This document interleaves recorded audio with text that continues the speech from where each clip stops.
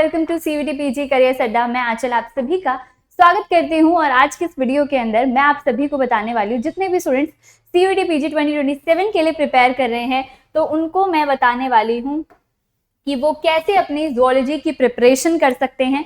और आज के इस वीडियो के अंदर बहुत सारी इंपॉर्टेंट बातें होने वाली है, जैसे कि आपको मैं जूलॉजी के बारे में सारी चीजें बताने वाली हूँ।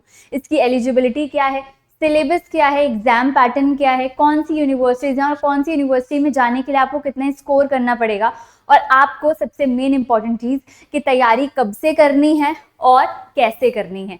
सो रेडी हो जाओ फटाफट से इस वीडियो के लिए। उससे पहले आप सभी को चैनल को सब्सक्राइब करना है, वीडियो को लाइक करना है, एंड में कमेंट्स में बताना है अगर आपकी कोई भी क्वेरी हो या फिर अगर आपको वीडियो कैसी लगी वो जरूर बता के जाइएगा। चलो स्टार्ट करते हैं। सबसे पहले हम बात कर लेते हैं इस एग्जाम की एलिजिबिलिटी के लिए। तो देखो, अगर मैं इसकी बात करूं तो सीयूटी पीजी में कोई भी एज लिमिट नहीं होती है ना। तो इसमें हम सबसे पहले यही बोलते हैं कि भाई कोई एज लिमिट यहाँ पर नहीं है ना। आपकी एज यहाँ पर मैटर नहीं करती, लेकिन क्योंकि आप यहाँ पर पीजी का एग्जाम देने वाले हो, पीजी मतलब कि पोस्ट ग्रेजुएशन का, तो आपके पास बैचलर्स डिग्री होनी चाहिए। या तो आप फाइनल ईयर में हो कि आप अपना रिजल्ट अपियरिंग डाल के पेपर दे दो और जब रिजल्ट आ जाएगा उसको सबमिट कर दो। लेकिन अगर आपने बीएससी अपनी बैचलर्स अपनी पास कर रखी है, पास आउट हो आप ऑलरेडी, आपने ड्रॉप लिया है या 1 साल का 2 साल का जितना भी आपने ड्रॉप लिया हुआ है, डजेंट मैटर, आप फिर भी ले सकते हो, यहाँ पर एग्जाम दे सकते हो। तो या तो आप अपियरिंग हो, ठीक है, या तो आप अपियरिंग हो या फिर आप पास्ड आउट हो, तो दोनों ही दे सकते हो। और पास्ड आउट वाले में ये कंडीशन होती है, एंड इवन आपका अगर अपियरिंग भी, आपका जब भी रिजल्ट आएगा, आपकी एक चीज होनी चाहिए कि एटलीस्ट आपने 50 से 55% आपने स्कोर यहाँ पर किया हुआ हो, एटलीस्ट इतना किया हुआ हो। बाकी अलग अलग यूनिवर्सिटी के हिसाब से थोड़ा बहुत परसेंटेज ऊपर नीचे हो जाता है, जैसे 45-50 हो गया है ना, लेकिन एटलीस्ट 50 तो आपका होना चाहिए फॉर ऑल कैटेगरीज अगर मैं बात करूं। और इससे ज्यादा कम क्या ही लाओगे यार, अच्छी यूनिवर्सिटी में जा रहे हो, अगर इतने कम मार्क्स लेके जाओगे तो फिर वैल्यू नहीं बनेगी, है ना। तो एलिजिबिलिटी की बात ये है, एज आपकी कोई भी हो, आपके पास बैचलर्स डिग्री होनी चाहिए, ठीक है। इसके बाद हम आगे बात कर लेते हैं एग्जाम पैटर्न की। तो एग्जाम पैटर्न में सबसे पहले इंपॉर्टेंट चीज आती है कि भाई एमसीक्यूज आएंगे सारे, है ना। कोई यहाँ पर एमएसक्यू एनएटी ये सब नहीं आते हैं, मतलब कि मल्टीपल आपके आंसर्स हो गए या एनएटी वाले हो गए, ऐसे नहीं आते। आपके पास सिंपल एमसीक्यू आएंगे, 4 ऑप्शन है, उनमें से आपको एक सेलेक्ट करना है, ठीक है, दैट्स इट, आपका सिंपल एमसीक्यू है। अब ये जो एमसीक्यू है ये आपके 75 क्वेश्चंस होते हैं और इन 75 क्वेश्चंस को करने के लिए आपको 90 मिनट्स मिलते हैं, ठीक है। पहले 1-2 साल पहले आपको यहाँ पर ज्यादा टाइम मिलता था क्योंकि यहाँ पर क्वेश्चन ज्यादा होते थे, क्योंकि ना पहले क्या होता था, पार्ट ए भी होता था जिसके अंदर आपका जनरल एप्टीट्यूड पूछा जाता था। लेकिन अब ये जो है हट चुका है, सिर्फ और सिर्फ आपका एक सिंगल पार्ट है और उसके अंदर जो आपके क्वेश्चन आएंगे वो सिर्फ और सिर्फ आपके सिलेबस से आते हैं। तो बच्चे पूछते हैं ma'am current affair, reasoning, maths ये सब भी आएगा क्या? नहीं आएगा। आपका सिर्फ जो सिलेबस में अभी आपको दिखाऊंगी उससे आपके 75 क्वेश्चंस आएंगे, वो भी एमसीक्यू, और उन्हीं को आपको 90 मिनट्स में कवर अप करना है, दैट्स इट। और ये आपका क्या होने वाला है, एग्जाम पैटर्न बहुत सिंपल है ना। इससे ज्यादा इसके अंदर और कुछ चीजें नहीं है। तो आपको पता है 90 मिनट से 75 क्वेश्चन करने हैं तो आप इजीली कर पाओगे। अब यहाँ पर ना पेपर का जो लैंग्वेज है वो आपकी बाइलिंगुअल रहती है, ठीक है, बाइलिंगुअल रहेगी। आपके पास इंग्लिश और हिंदी दोनों में ही आपके पास ऑप्शन होता है, ठीक है। तो उसकी भी आपको टेंशन नहीं लेनी है कि किसी बच्चों का सोचते हैं मैम हमें हिंदी में क्वेश्चन पढ़ के समझ में आता है, डोंट वरी, आपके पास दोनों ही लैंग्वेज के अंदर आपको बाय डिफॉल्ट देखने को मिलेगा। अब ये आपका होता है सीबीटी मोड में, है ना। आपके पास पेन पेपर पे नहीं है, सीबीटी है, कंप्यूटर बेस्ड है, तो वहां पर आपको जाना है, बस खाली हाथ जाओगे अपना एडमिट कार्ड वगैरह लेके और आपको वहां पर जाके कंप्यूटर पे बैठ के उसे टेस्ट देना है, ठीक है। तो सीबीटी मोड में आपका एग्जाम है। और एग्जाम की अगर मैं लेवल की बात करूं तो इस साल वाला जो एग्जाम हुआ था 2026 का, ये जूलॉजी का आपका थोड़ा सा हार्ड हुआ था। मतलब कि हम इसे इजी टू मॉडरेट ना रखें, मॉडरेट टू टफ के बीच में रखेंगे, बिकॉज बच्चे आके लिटरली रो दिए थे। लेकिन हाँ ये था कि मैंने उन्हें हर एक टॉपिक को थोड़ा सा लेवल अप करके पढ़ाया हुआ था, तो उनकी सारी दिमाग में वो टॉपिक्स बैठे हुए थे। बस क्वेश्चन का पूछने का तरीका इस बार थोड़ा सा टफ था। तो आपको अपनी जो प्रिपरेशन है मैं यही बोलूंगी कि अभी से शुरू कर दो, बिकॉज आगे आगे कंपटीशन बढ़ रहा है तो आपका पेपर का लेवल भी बढ़ रहा है। अगर आप प्रीवियस ईयर क्वेश्चन को देखोगे तो बहुत सिंपल है, आपको लगेगा बहुत ईजी पेपर आता है, लेकिन इस बार जूलॉजी का पेपर अनएक्सपेक्टेड था, थोड़ा सा टफ लेवल का था, क्वेश्चन को अलग लेवल में पूछा गया था, तो आपको अपनी प्रिपरेशन अभी से करोगे तो आगे जाके आपको अलग अलग लेवल के क्वेश्चन सॉल्व करने का टाइम मिलेगा, रिविजन का टाइम मिलेगा, बिकॉज सिलेबस बहुत ज्यादा है, ठीक है। तो आपको राइट टाइम पे अपनी प्रिपरेशन करनी है और इस पे इंश्योर करना है कि जो जो चीजें मैं आपको बताऊंगी थ्रू आउट योर प्रिपरेशन आपको उन्हें फॉलो करना है। जैसे कि बाकी 2 साल में बच्चे रैंक लेकर आए हैं, अपनी ड्रीम यूनिवर्सिटी तक पहुंचे हैं, ऐसे आपको भी पहुंचना है, तो आपको चीजों को फॉलो करना पड़ेगा, ठीक है। आगे चलते हैं तो ये आपका सिलेबस है। सिलेबस में ये आपकी 14 यूनिट्स हैं, लेकिन ये यूनिट अंदर से कितनी ज्यादा वास्ट है ये आपको पता होनी चाहिए। जैसे कि सेल बायोलॉजी है, इसके अंदर आप लोग सेल ऑर्गेनेलिज पढ़ते हो, ट्रांसपोर्ट, टारगेटिंग, सिग्नलिंग, आपका कैंसर, अपोप्टोसिस बहुत ज्यादा इंपॉर्टेंट है, एक्स्ट्रा सेल्यूलर मैट्रिक्स हो गया, आपका सेल जंक्शंस हो गए, है ना, बहुत सारी सेल साइकिल रेगुलेशन हो गया, बहुत सारे टॉपिक है। ये अपने आप में एक यूनिट बहुत ही ज्यादा बड़ी और इंपॉर्टेंट है। बायोकेमिस्ट्री आ जाती है बहुत ज्यादा अनदर इंपॉर्टेंट, प्रोटीन है, एंजाइम है, कार्बोहाइड्रेट, लिपिड, विटामिन और पूरा मेटाबॉलिज्म वाला पार्ट, ये पूरा आपका इसके अंदर आएगा। देन आपका मॉलिक्यूलर बायोलॉजी आता है, रेप्लिकेशन, ट्रांसक्रिप्शन, ट्रांसलेशन, ये पूरा पार्ट आपका इसके अंदर आएगा। देन आपका इकोलॉजी है, जहां पर आप community ecology, population ecology, ecosystem, ये सारी चीजें आप लोग पढ़ते हो। इसके अलावा इवोल्यूशन है, जहां पर आप लोग थ्योरीज पढ़ोगे, हॉर्स का इवोल्यूशन, ह्यूमन का इवोल्यूशन, ये सारी चीजें पढ़ते हो। बायोडाइवर्सिटी, एनवायरमेंट कंजर्वेशन है आपका। इम्यूनोलॉजी, जूलॉजी की बहुत ज्यादा इंपॉर्टेंट यूनिट है, इससे बहुत क्वेश्चन आते हैं। जेनेटिक्स हो गया, बायोटेक्निक्स के अंदर आप इलेक्ट्रोफोरेसिस, ब्लॉटिंग, है ना, ये सारी टेक्निक्स पढ़ते हो। Vertebrate, invertebrate is another most important, जिससे क्वेश्चन काफी ज्यादा पूछे जाते हैं। डेवलपमेंटल बायोलॉजी आपकी बहुत ज्यादा इंपॉर्टेंट है।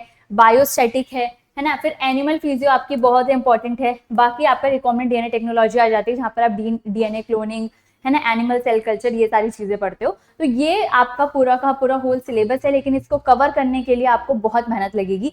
देखो, हर एक यूनिट की अलग अलग इतनी मोटी मोटी स्टैंडर्ड बुक आती है। सेल बायोलॉजी की इतनी मोटी बुक है, मॉलिक्यूलर की इतनी मोटी बुक है, लेकिन आपको सारा कॉन्टेंट नहीं पढ़ना। हमेशा याद रखना, कॉम्पिटिटिव एग्जाम की एक खासियत होती है कि आपको एक उसके अंदर से टॉपिक्स को निकालना है, उतना पोर्शन निकालना है कि जो आपके लिए एग्जाम के लिए इनफ हो। आपको हार्ड वर्क की जगह स्मार्ट वर्क करना है, और वो आप कैसे करोगे, वो आपको कैसे पता चलेगा, मैं आपको बताऊंगी कि आपको पढ़ना एक्चुअली में क्या है। आपको इतनी इतनी मोटी मोटी स्टैंडर्ड बुक पढ़ने की जरूरत नहीं है। मेरे नोट्स पढ़ो, मेरे जो पढ़ाया हुआ है उसे फॉलो करो, अपने खुद के नोट्स बनाओ साथ साथ, वो आपके इतने सफिशिएंट होंगे कि आप एग्जाम टाइम पे खुद आकर बोलोगे कि मैम यस, आपने जो पढ़ाया था वही चीजें आई हैं और हमें सब कुछ आता था, जैसे ही हर साल बच्चे बोलते आए हैं वैसे ही आपको जस्ट फॉलो करना है, ठीक है। उस पे आपको, मुझ पे और अपने आप पे ट्रस्ट करना पड़ेगा। नेक्स्ट आ जाता है आपका यूनिवर्सिटीज। तो आपकी दिल्ली यूनिवर्सिटी, बीएचयू है, बीबीएयू लखनऊ है, अलीगढ़ मुस्लिम यूनिवर्सिटी है, पंजाब, मतलब ये कुछ मैंने सेंट्रल यूनिवर्सिटी देखी है जो बहुत अच्छी हैं। सबसे ज्यादा तो आपकी डीयू और बीएचयू में ही आप सभी बच्चे जाना चाहते हो, है ना। इसके अलावा प्राइवेट यूनिवर्सिटी, डीम यूनिवर्सिटी सब आती है इसके अंदर, स्टेट यूनिवर्सिटी, लेकिन ये आपकी कुछ सेंट्रल यूनिवर्सिटी, क्योंकि सबका टारगेट सबसे मेन आपका सेंट्रल यूनिवर्सिटी का ही रहता है, ठीक है। तो दिल्ली यूनिवर्सिटी, बनारस हिंदू यूनिवर्सिटी के लिए मैक्सिमम बच्चा फाइट यहाँ पर कर रहा है, सब लोग चाहते हैं इसमें जाना, तो आप सभी को मेहनत भी उस तरीके से करनी पड़ेगी। देखो 300 मार्क्स का पेपर है। मैं आप लोगों को यहाँ पर एग्जाम पैटर्न में मार्किंग स्कीम बताना भूल गई, तो यहाँ पर मैं आपको जरा यहाँ पर बता देती हूँ। तो यहाँ पर आपको करेक्ट के +4 मिलते हैं और इनकरेक्ट करने पर आपको -1 मिलता है, मतलब कि यहाँ पर नेगेटिव मार्किंग होती है। तो टोटल जो आपका पेपर है ये आपका 300 मार्क्स का होता है। तो आपको जो अपना टारगेट रखना होता है, चाहे वो किसी भी कैटेगरी की अगर मैं बात करूं, सबसे मतलब मिनिमम आपका जो स्कोर होना चाहिए वो एटलीस्ट आपका 190 प्लस होना चाहिए, है ना। तो एटलीस्ट अगर आपको डीयू बीएचयू के अंदर जाना है 180 190 के अप्रॉक्स ले आओगे, आपका एडमिशन मिल जाएगा।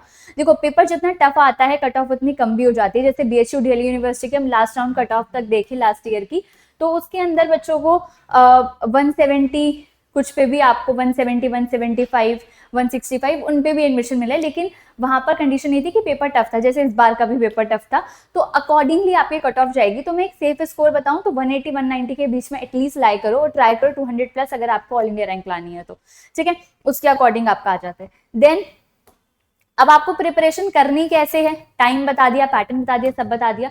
प्रिपरेशन करने के लिए आपको जस्ट मेरे से जुड़ना है। जैसे हर साल बच्चे मैक्सिमम अमाउंट में जुड़ के आते हैं, यूट्यूब पे सबसे हाईएस्ट वॉचिंग की बात हो या सबसे ज्यादा बच्चों की कनेक्ट की बात हो, रिजल्ट की बात हो, वो सब हमसे आता है। तो यहाँ पर अगर आप देखोगे तो ये हमारा फौना फाउंडेशन बैच है, तो इसके अंदर आपको लाइव क्लास, रिकॉर्डेड क्लास मिलती है।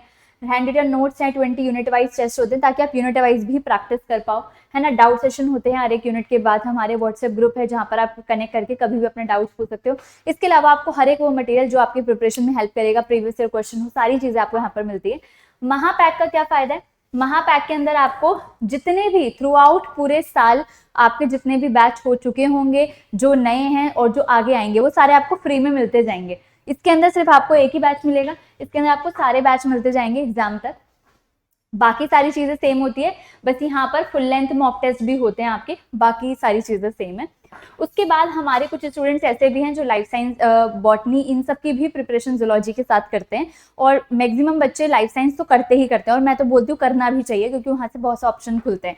तो जो बच्चे तीनों एग्जाम या इनमें से किसी 2 या 3 किसी की भी प्रिपरेशन कर रहे हैं, तो ये हमारा 3-in-1 महापैक भी है, जिसके अंदर आपको तीनों ही सब्जेक्ट के सारे बैचेस, सारे टेस्ट, सारे फुल लेंथ मॉक टेस्ट, सब कुछ यहाँ पर मिलता है, ठीक है। नए पुराने सारे बैच आपको मिलेंगे, और तीनों ही सब्जेक्ट के मिलेंगे, सिर्फ जूलॉजी के नहीं, बॉटनी के भी, लाइफ साइंस के भी, ठीक है। अब इनके अंदर आपको एनरोल कैसे करना है? यहाँ पर मेरी मेल आईडी है, डायरेक्टली मुझसे कनेक्ट करो, इधर उधर नहीं जाना है, डायरेक्टली मुझसे कनेक्ट करो।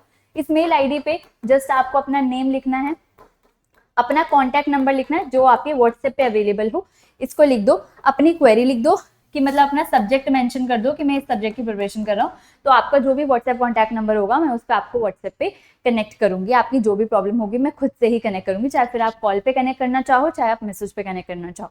देन जब भी आप परचेज करते हो तो आपके पास कूपन कोड अप्लाई होने का ऑप्शन आता है। अभी मेरे स्टूडेंट हो तो आपको एक्स्ट्रा डिस्काउंट तो मिलना चाहिए, है ना, जो वेबसाइट पे चल रहा है उससे एक्स्ट्रा डिस्काउंट चाहिए कि नहीं चाहिए, तो उसके लिए आप इस कूपन कोड का अप्लाई करेंगे, AN Life। तो ये मेरी मेंटोरशिप का कूपन कोड है, जिसको आप अप्लाई करोगे तो आप मेरी मेंटोरशिप के अंदर आ जाओगे, साथ में आपको एक्स्ट्रा डिस्काउंट मिलेगा जो भी आपका प्राइस होगा उस पर। तो अभी से जाओ, अपनी तैयारी को शुरू करो बच्चे। देखो, स्टार्टिंग से जो अपनी प्रिपरेशन में स्टार्ट करता है वो एंड में अपने रिजल्ट में शाइन जरूर करता है, इस बात का याद रखना।